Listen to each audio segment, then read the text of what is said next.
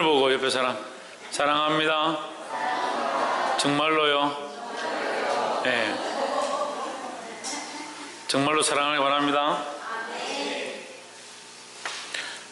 손진일 씨 사랑합니다.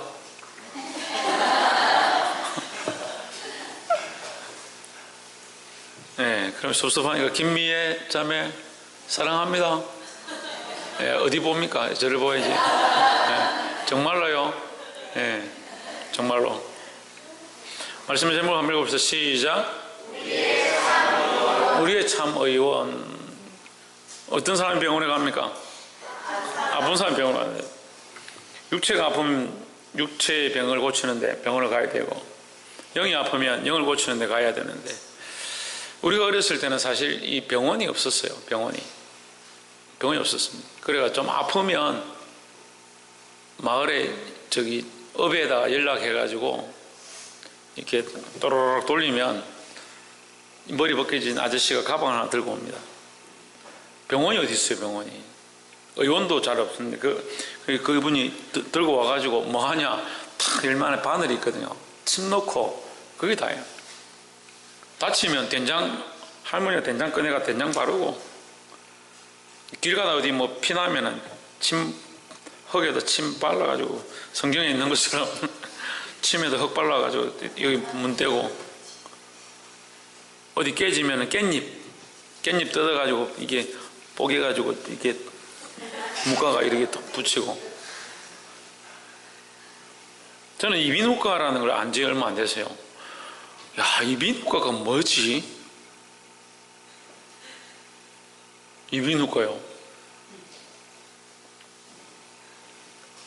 근데 요즘은 이 과가 굉장히 많은데, 비뇨기과, 뭐 이비인후과, 내과, 외과도 헷갈리더라고. 내과, 외과, 정형외과. 그게 없었거든요, 그런 게. 근데 참 이게 시대가 좋아져가지고 종류별로, 세트별로, 아픈 데별로 다 따로 있는 거예요. 우리 어머니가 이 수술하셨는데, 우리 어머니가 키가 168인데요. 몸무게가 72kg인가? 덩치가 엄청나시잖아요. 평생 아프지 않을 것처럼 호언장담하시면서 하셨는데, 이 갑상선이 우리 집안에 좀 내력이 있는 것 같아요. 갑상선 암이 걸려가지고 수술했습니다. 수술했는데, 저는 처음 갔습니다. 처음 가봤는데, 내분비외과인가 뭐 거기를 가더라고요. 저는 그런 과가 있는 줄 처음 알았어요. 네.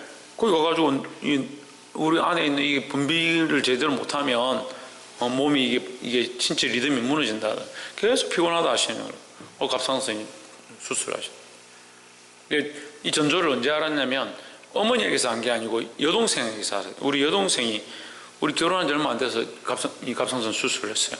암이 걸려가지고. 그게 완치가 안 된다 해가지고 조금씩 잘라내야 돼요. 지금 또 수술 준비하고 있어요. 그래서 목소리가 조금 이렇게 성대를 건드니까 목소리가 조금 안 좋죠. 그리고 있었는데 어머니가 수술한 거 보니까, 우리 집안에 이게 갑상선이 좀 내력이 있구나 알게 된 거예요. 우리가 너무 모르고 살아요.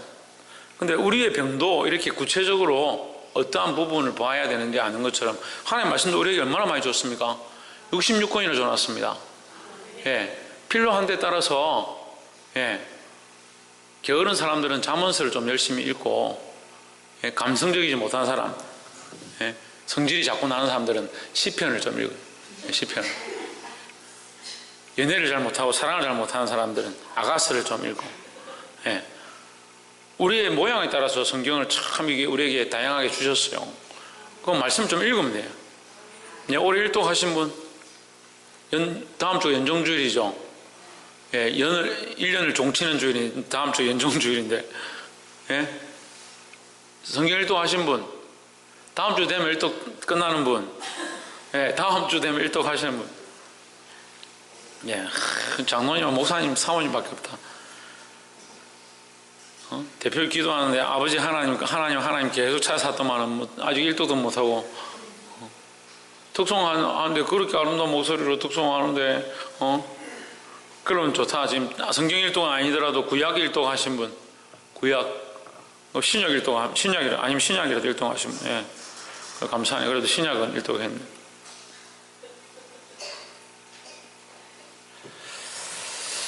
우리의 참 의원이 있다. 우리 참 의원이 누구냐? 예수 그리스도죠. 예수 그리스도는 우리의 몸을 고치는 거예요. 몸만 고치는 게 아니고 영도 고치고 우리의 생명도 살리고 우리의 감정과 지식과 의지와 이 모든 것을 다 고치길 원하신다라는 거예요.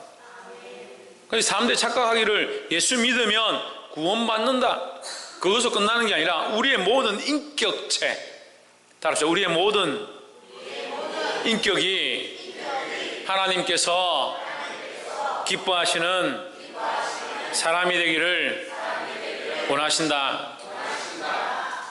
예수를 믿으면요, 교회에 나오는 습관만 생기는 게 아니라 우리의 삶의 모든 인격이 머리끝부터 발끝까지 다 변하기 원하시는 거예요. 그럼 뭐라 합니까? 머리끝부터 발끝까지 상하고 터지고 찢어지고 꼬맨 것밖에 없다. 왜? 머리끝부터 발끝까지 고칠 것밖에 없으니까. 죄로 물들어 있고 악한 것들로 가득해 있으니까. 누구를 만나야 하냐? 예수님을 만났으면 고쳐야 한다. 뭘 고쳐야 하냐? 우리의 모든 생각과 지각과 감정까지도 고쳐야 된다는 거예요. 근데 감정을 고치기 싫어하는 사람들, 감정을. 특히 자매들 한 달에 한 번씩 우울해지기 시작하는 그 감정 하나님 앞에 내려놔요. 그걸 내가 이걸 이렇게 되지 않도록 내 마음을 그럴수록 내가 더 하나님 앞에 나아가도록. 남자들, 형제들, 불투성질, 자기 고집, 이거 하나님 앞에 내려놓고 주께서 가신 길을 따라가야 되는 거예요. 전인격적인 변화가 필요하다는, 전인격적인, 예수 믿으면 전인격적인 변화가 필요하다는 거예요. 그래서 금요일날 우리 기도회 할 때 말씀 나눴죠. 우리 교회가 이 교회 건물이 우리 몸이라, 우리 사람이다 생각하면 발전소가 있는데 발전소를 예를 들어서 하나님이다. 하나님께 우리가 하나님 몰랐었는데 연결되었다는 거예요. 우리 건물에, 우리 몸에 뭐가 전기선이 연결되었죠. 전기선이 예수 그리스도가 우리에 연결되었다. 우리를 하나님과 연결되게 했다. 연결되게. 그럼 뭐가 들어옵니까? 거기로부터 생명이 공급한다는, 생명이. 전기가 들어오잖아요. 전기가 들어와서 돌아가잖아요. 이 건물이 운영할 수 있고 살아갈 수 있잖아요. 우리가 전기가 안 돌아간다 생각하면 이 건물이 어떻게 살고 있어요? 겨울에도 히터 안 들어오고 여름에도 에어컨 안 틀고 살 수 있습니까? 그러면 제가 에어컨 안 틀어드릴게. 줘야 편하지 뭐.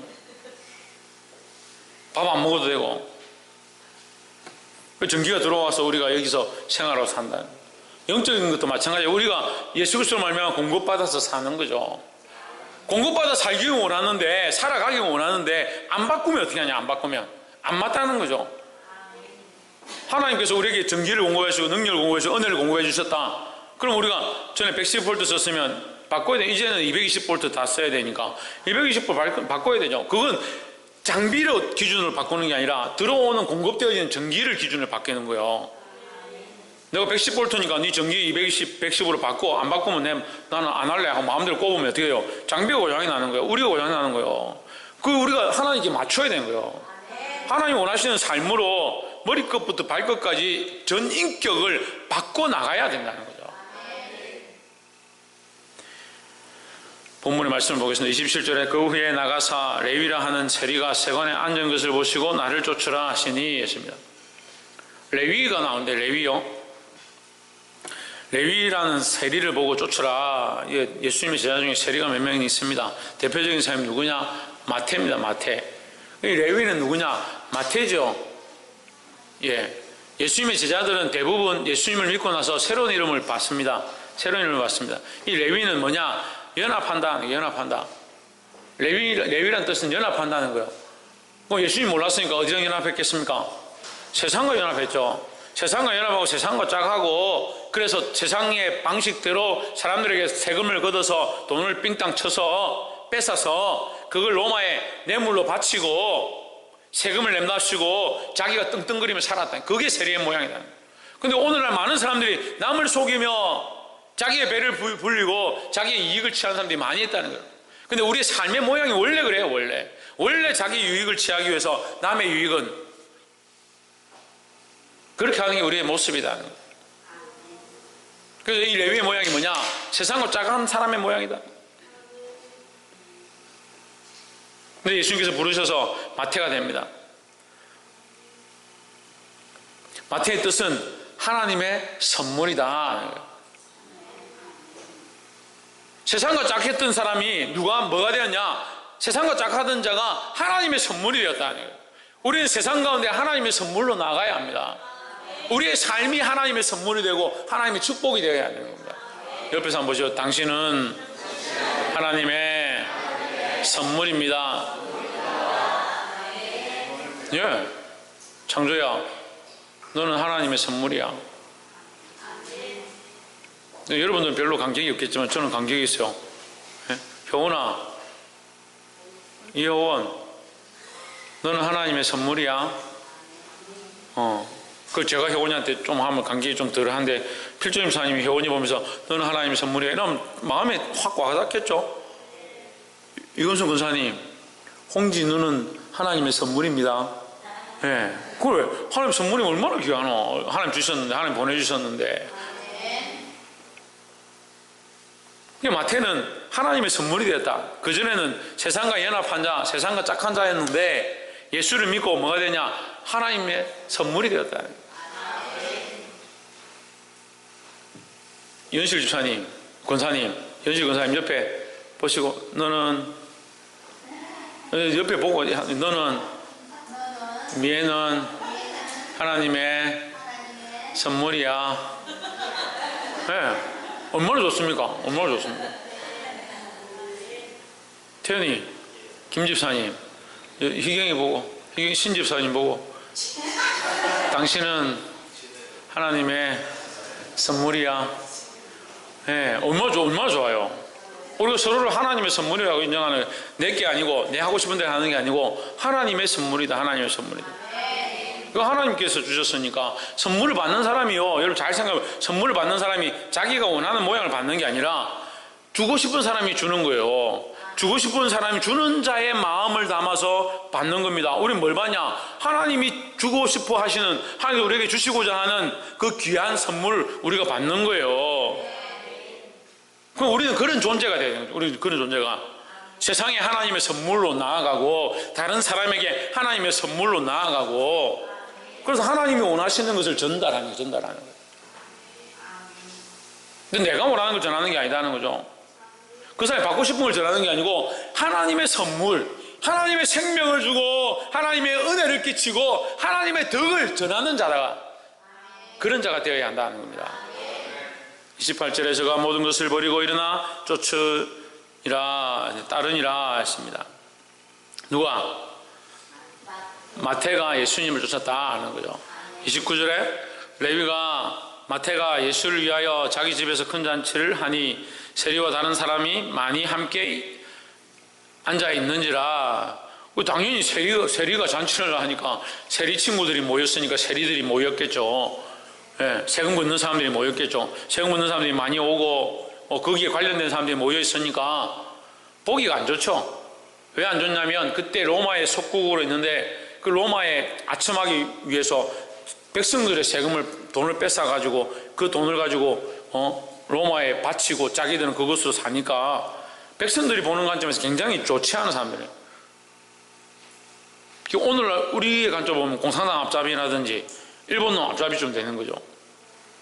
그거 얼마나 눈에 가시 같겠어요, 이 사람들이. 백성들한테는. 30절에 바리새인과 저희 서기관들이 그 제자들을 비방하여 이르되 너희가 어찌하여 세리와 죄인과 함께 먹고 마시느냐. 너희가 예수님을 따라다닌다 하면서 왜 세리들하고 같이 밥을 먹고 죄인들하고 함께 먹느냐. 비방할 만하죠, 자기들 관점에서는. 31절에 예수께서 대답하여 이르시되 건강한 자에게는 의원이 쓸데없고 병든 자에게라야 쓸데있나니. 32절 내가 의인을 부르러 온 것이 아니요 죄인을 불러 회개시키러 왔노라 했습니다. 여기 누가복음 이 말씀에는 크게 두 가지 예화가 나오는데요. 하나는 의원에 대한 예화와 하나는 이 포도주, 새 가족 부대와 포도주에 대한 비유, 이 두 가지로 나눠집니다. 근데 이 같은 의미죠. 이 같은 의미인데 해석하기가 힘들어요. 내가 의인을 부르러 온 것이 아니라 죄인을 불러 회개시키러 왔노라 했는데, 건강한 자에게 31절은 건강한 자에게 의원이 쓸데없는 것 같이 했죠. 그러니까 여기 건강한 자는 뭐요? 의인인 거죠. 죄가 없다고 생각하는 사람들, 죄가 없다고 생각하는 사람에게 죄사함을 주는 복음이 무슨 필요 있겠냐 이 말이에요. 그러면 네가 다 의인이고 너는 죄가 없다고 생각하고 건강하고 우리는 문제가 없다, 여기서 밥 먹는 사람들이나 죄인이고 그 사람들하고 왜 밥을 먹냐, 그러나 그렇게 말하는 너희는 의인이냐 이 말이죠. 이게 이 안에 의미가 그래 숨어 있는 거죠. 근데 예수님은 의인을 부르러 온 것이 아니다. 근데 이 세상에 뭐요? 의인이 있습니까? 의인은 아무도 없죠. 다 죄인이죠. 그럼 결국 뭐요? 자기가 죄인인 줄 모르는 거죠. 제일 큰 병, 제일 무서운 병이 뭐요? 아직 의학적으로 해결하지 못한 병이 뭡니까? 암이죠. 아직 암이 정복이 안 됐습니다. 정복이 안 됐어요. 그래서 기껏해야 암은 아직까지도 뭐합니까? 잘라내는 것밖에 안 돼요. 위암은 왜 삽니까? 위를 잘라내버리니까. 잘라내는 것밖에 안 되는 거예요. 폐암은 어떻게 삽니까? 폐 한쪽 도려내는 거예요.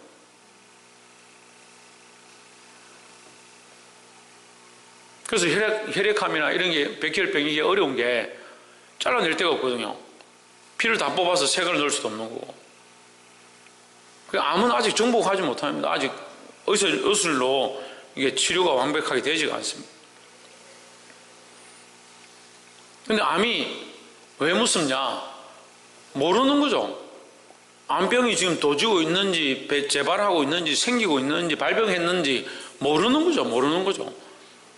자기가 죄인인 줄 모르는 게요, 교회에서 가장 암병이에요. 자기가 회개할 게 없고 죄인인 줄 모르고 나는 이제껏 착하게 살았다, 나는 남들한테 해코지한 적도 없고 마음으로 그냥 미워한 것도 죄인데, 자매들 보면 자매들 얘기를 해보면요, 감정이 올라갔다 내려갔다 올라갔다 내려갔다, 저거 믿고 싫고 좋고 좋았다가 싫었다, 이게 뭐 이래서 하고 그랬는데도 나는 죄 지은 게 없습니다. 목사님 왜 내보고 맨날 뭐라 합니까? 내가 뭔 죄를 지었다고?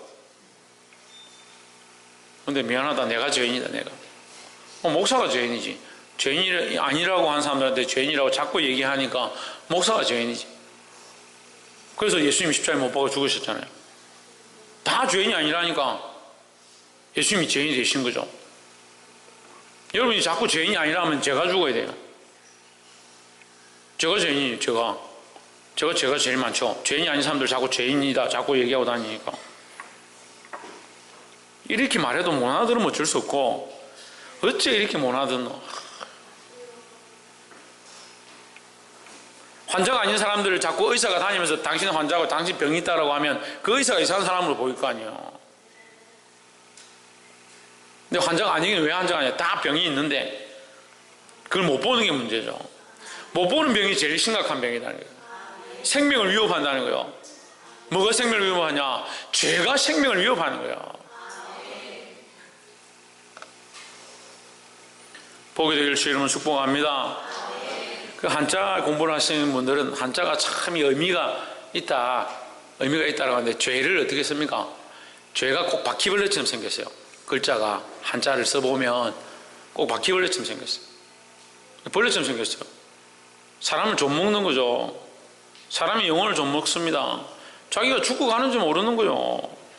죄를 지으면서 자기 영혼이 죽어가고 있는지, 자기가 생명을 잃어가는지, 하나님과의 관계가 무너지고 있는지 그건 모르는 거예요. 병든 자에게라 쓸데있나니, 병든 자는 뭡니까? 자기가 죄인인 줄 아는 사람이다. 그럼 병든 자는 누굴 찾아오겠습니까?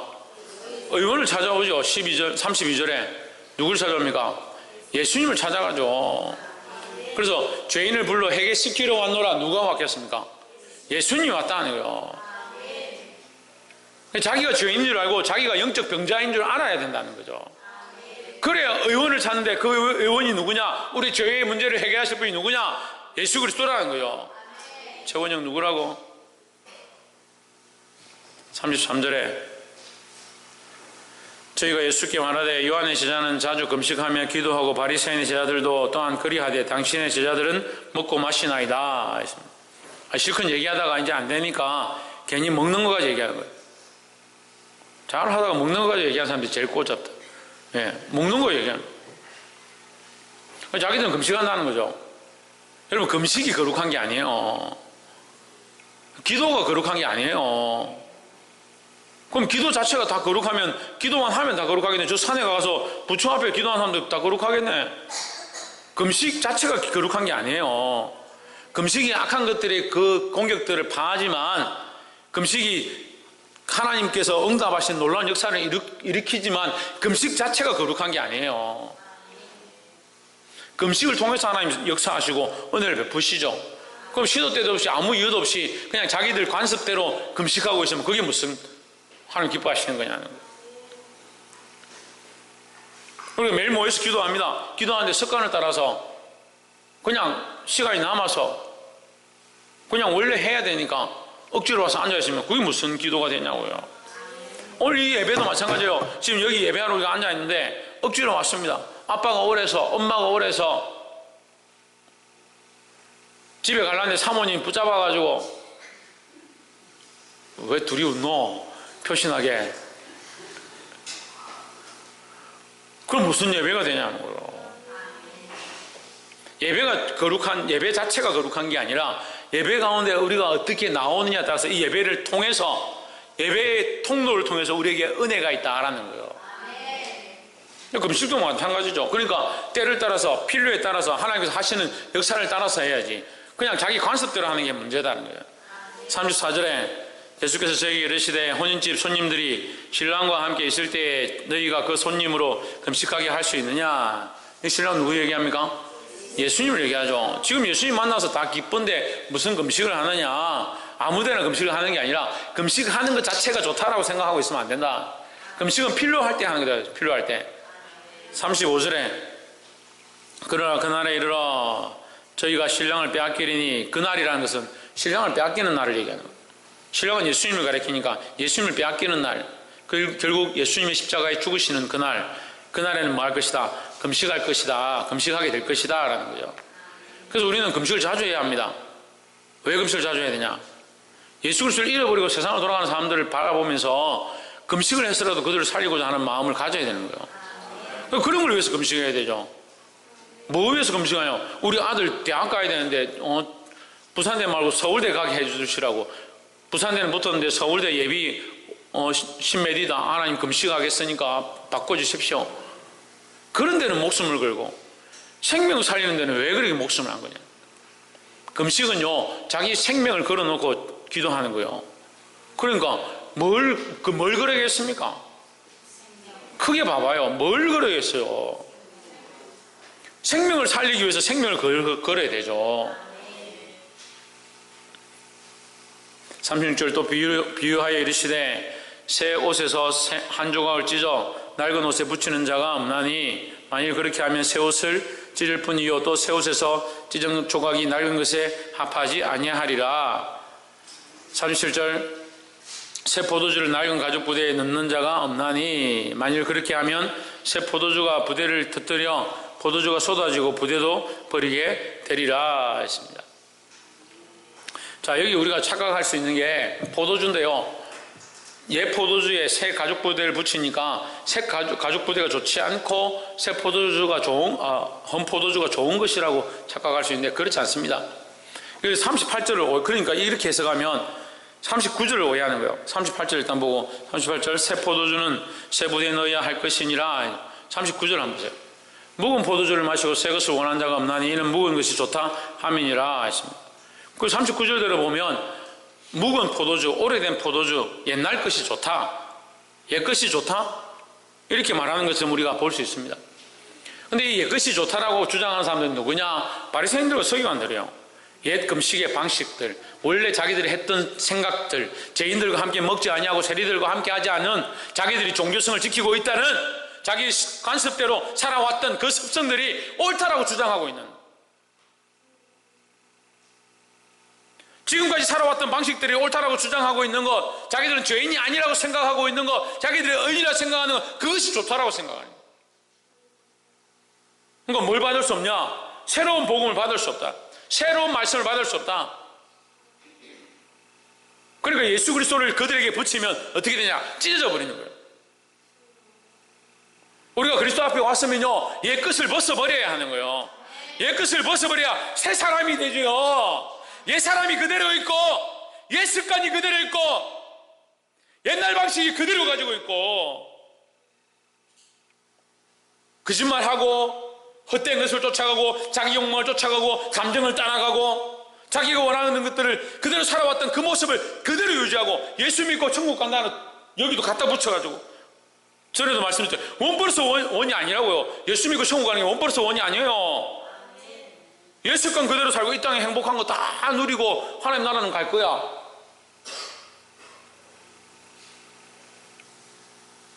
우리가 그리스도와 함께 비전에 살 줄도 알고 고난당하고 죽는 데까지 이를지라도 왜 그런 삶을 선택할 수 있느냐? 순교의 자리까지 갈 수 있느냐? 천국의 소망이 확실하니까요. 새로운 하나님 나라의 소망이 확실하니까요. 목사님 이렇게 답답해 죽겠는데 잠이 와요 지금?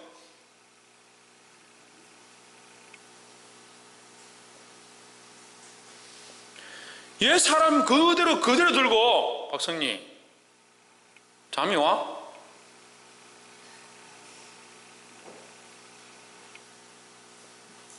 옛 사람 옛 모습 그대로 들고 말은 천국에 소망이 있다, 천국 간다. 천국 가야죠. 예. 제가 여러분 천국 못 가게 막을 수는 없는데 천국 다 가길 바랍니다. 절대 한 번도 한 사람도 놓치면 안 돼요. 그런데 그 천국 가길 바란다고 믿음이 있는 사람들이 왜 옛 사람 옛 모습, 이 땅에 즐기는 거, 이 땅의 형식과 이 땅의 틀과 이 땅의 방식들이 좋다라고 여전히 여기고 있느냐? 그러니까 바리새인과 서기관들도 하나님 안다라고 하면서 자기 관습들을 버리지 않는, 놓치지 않는 거예요. 그러니까 옛 것을 그대로 들고 있으니까 뭘 담을 수 없습니까? 새 포도주를 담을 수 없다는, 새 포도주를 담을 수 없다는 거예요. 버려야 한다는 거예요. 버려야 한다는 거예요. 옛 습관과 간섭을 버리고, 낡아진 옛 습관들을 버리고, 자기를 사랑했던 모습들을 버리고, 자기 감정에 의지하는 것들을 버리고 예수 그리스도로 옷 입기를 주의 이름으로 축복합니다. 기도하겠습니다.